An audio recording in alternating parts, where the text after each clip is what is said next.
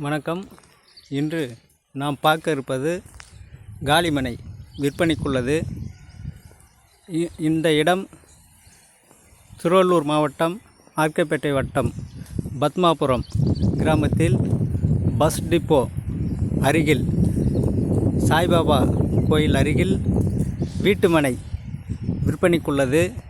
இந்த இடம் தேவைப்படுபவர்கள் என்னுடைய மொபைல் நம்பரை தொடர்பு கொள்ளலாம்.